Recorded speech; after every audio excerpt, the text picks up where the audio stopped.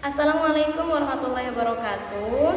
Halo semuanya, kembali lagi dengan aku Indri Aprianti dari kelas F jurusan Ilmu Hukum Universitas Nusa Putra.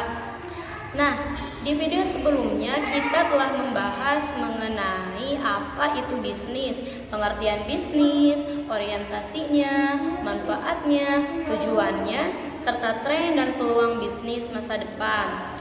Kemudian di video kali ini kita masih membahas mengenai bisnis dengan tema konsep dasar bisnis.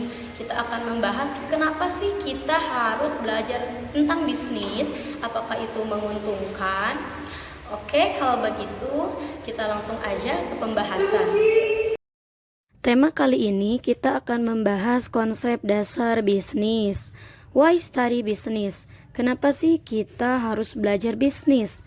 Yang pertama adalah untuk mengembangkan keterampilan dan memperoleh pengetahuan untuk bersiap-siap menghadapi karir masa depan kamu. Dan yang kedua adalah untuk membantu kamu lebih baik memahami banyak kegiatan usaha di mana dalam prosesnya diperlukan untuk menyediakan, memuaskan barang-barang dan layanan. Dan yang ketiga adalah untuk membantu kamu menjadi konsumen dan anggota masyarakat yang berpengetahuan luas.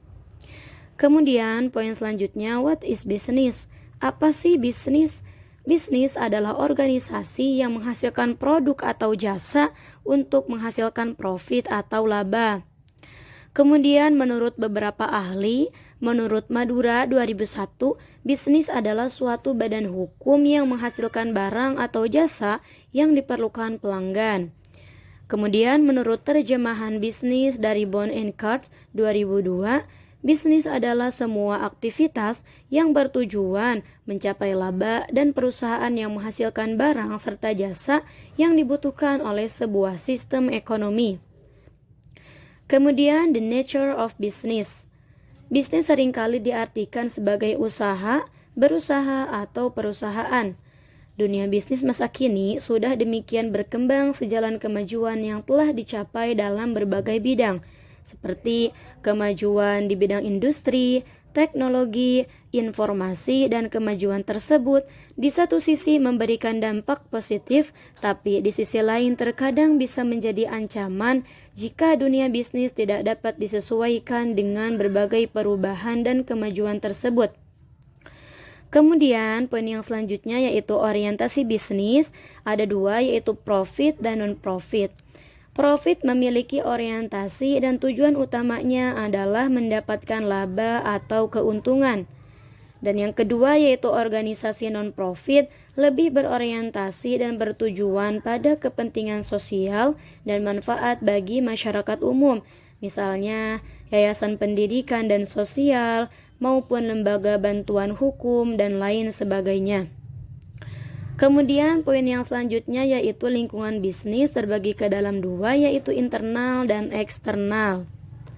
Lapisan pertama atau internal ini diawali dengan kegiatan bisnis itu sendiri yang tentunya melibatkan unsur utama yaitu memperlihatkan kedudukan sumber daya manusia dalam bisnis.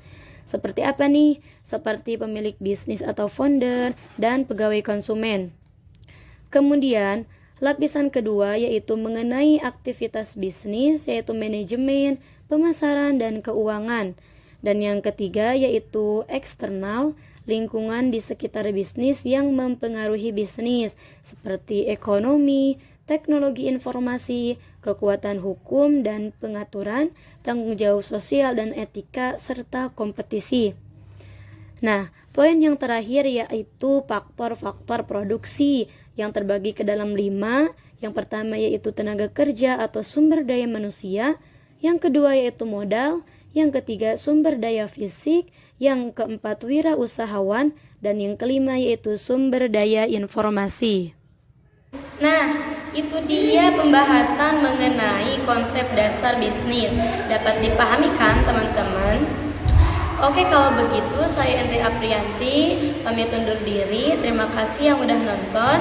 Wassalamualaikum warahmatullahi wabarakatuh.